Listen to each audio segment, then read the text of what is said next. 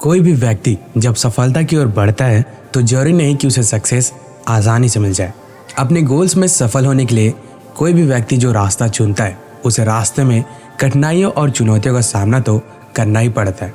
अब प्रश्न यहाँ ये होता है कि सफलता के रास्ते में मिलने वाली कठिनाइयों और चुनौतियों का सामना कोई व्यक्ति कैसे करे ताकि वो अपने लक्ष्य को प्राप्त कर सके। मेरे हिसाब से इस प्रश्न का जो सही उत्तर है वो है प्रेरणा, यानी कि मोटिवेशन। मोटिवेशन ही वो चीज़ है जो हमें सफलता के रास्ते में आई कठिनाइयों और चुनौतियों को सामना करने की करेज यानी कि हिम्मत देती है। इसलिए कहा गया है कि मोटिवेशन का हमारे जीवन में होना बेहद जरूरी होता है, क्योंकि जब भी कोई व्यक्ति मोटिवेट होता है तो उसके अंदर की ताकत अर्थात उसकी हिम्मत बढ़ जाती है। या ये भी कह सकते हैं कि एक मोटिवेटेड पर्सन के अंदर सफलता को पाने का जुनून पैदा हो जाता है और वो सफलता के रास्ते में आने वाली हर बाधा को बड़ी आसानी से हटाता हुआ अपनी मंजिल तक पहुंच ही जाता है। सफलता के रास्ते में आने वाले कठिनाइयों और चुनौतियों से उबरने के लिए हमारे पास दो टाइप के मोटिवेशन होते हैं और दोनों ही प्रकार के मोटिवेशन बहुत जरूरी होते हैं। जब भी हमारे सामने कोई ऐसी घटना हो या कोई ऐसी बात हो जो हमें खुशी या फिर लक्ष्य को खोजने के लिए प्रोत्साहित करे तो समझ लेना चाहिए कि पॉजिटिव मोटिवेशन हमारे अंदर जन्म ले चुका है। पॉजिटिव मोटिवेशन हमारे अंदर एक ऐसी ऊर्जा का निर्माण करती है जो तब तक हमारे अंदर बार बार बनती है जब तक कि हमें वो खुशी या फिर लक्ष्य नहीं मिल जाता जिसे हम खोज रहे थे। इसे एक उदाहरण से समझते हैं। यदि किसी स्टूडेंट से ये कहा जाए कि उसे रोज 4 घंटे स्टडी करनी है तो हो सकता है कि वो आपके बार बार कहने पर भी ये काम डेली ना करे।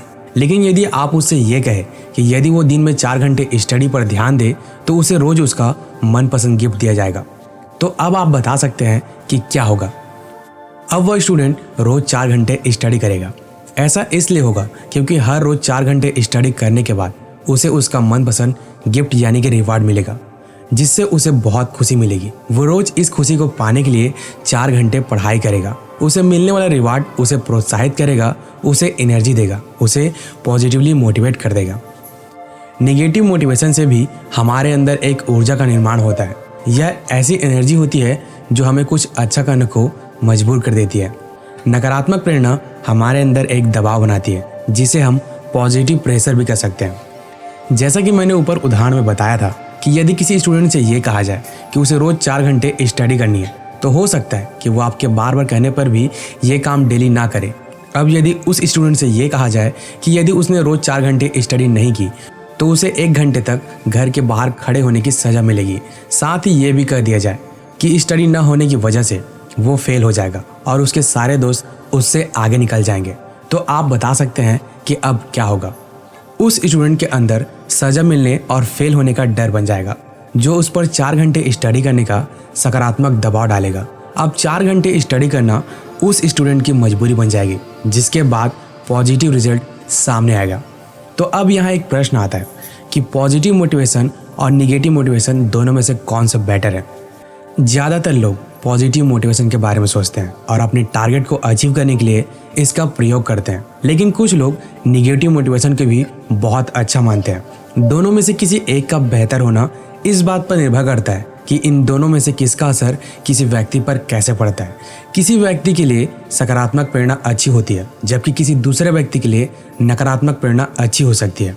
उदाहरण के लिए कोई ऐसा स्टूडेंट होगा जो पॉजिटिव मोटिवेशन के द्वारा 4 घंटे स्टडी कर सकता है, जबकि कोई ऐसा स्टूडेंट भी होता है जिसे 4 घंटे स्टडी कराने के लिए नेगेटिव मोटिवेशन की ज़रूरत हो सकता है कि आपके लिए अपने गोल्स तक पहुंचने के लिए पॉजिटिव मोटिवेशन काम का हो, या हो सकता है आपके लिए नेगेटिव मोटिवेशन काम का हो। मेरे हिसाब से दोनों तरह की प्रेरणा अलग अलग व्यक्ति, लक्ष्य, स्थान के लिए अलग अलग तरीके से काम करती है। दोनों तरह की मोटिवेशन की अपनी अपनी इम्पॉर्टेंस होती है। सो होप गाइस, अगर आपको ये वीडियो पसंद आया होगा तो इस वीडियो को एक लाइक और एक सब्सक्राइब जरूर कर देना। मिलते हैं नेक्स्ट वीडियो में।